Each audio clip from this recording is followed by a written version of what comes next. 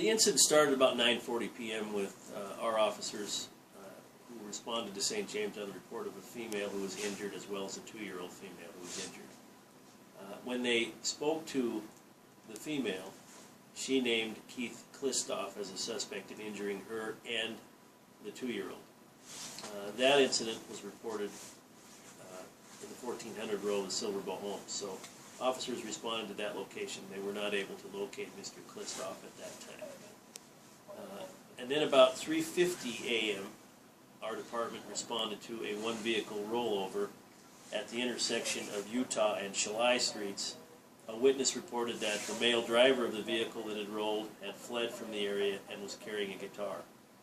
Officers were able to locate the male carrying the guitar a short distance from the vehicle that had been rolled over.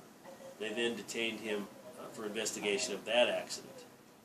In the process of investigating the accident, they ran a registration check on the vehicle, and they discovered that a male adult in the 1700 block of Hobson Street was the registered owner of the vehicle.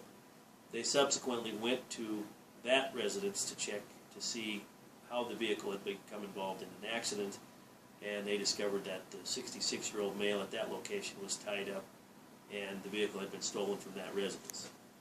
They then were able to confirm with the male adult at the residence that Keith Klistoff was the suspect in that incident also.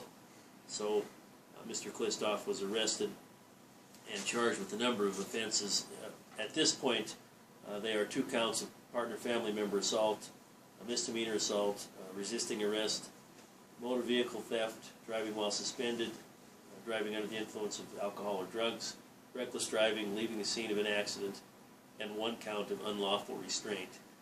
And a number of detectives are assigned to investigate this case, and I would anticipate there could be additional charges also.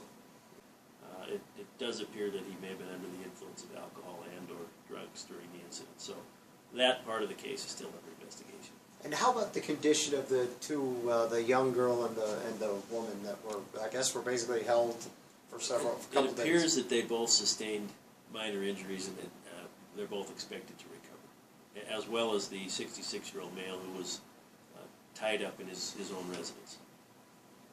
Was he beaten too? Was he, he assaulted the 66-year-old? That we still have to talk to the male as far as the investigation goes, but he did sustain some injuries to his arms as a result of being tied up. What was he tied with? It looks like some electrical cords and some clothing items. And did he say how it happened? Like, do you know? Yeah, we're still going to conduct a complete interview with him. But he did identify Mr. Klistoff as the suspect. So we're still investigating the exact circumstances of how the incident happened in basically 3 different crime scenes: the 1400 row of Silver Bow Homes, the 1700 block of Hobson, as well as the location where the vehicle was crashed. Yeah, where did he crash again? He crashed at the intersection of Utah Street and Shalai. And just rolled over from like... Yeah, it looks like he was probably operating the vehicle in a reckless manner and ended up in a rollover.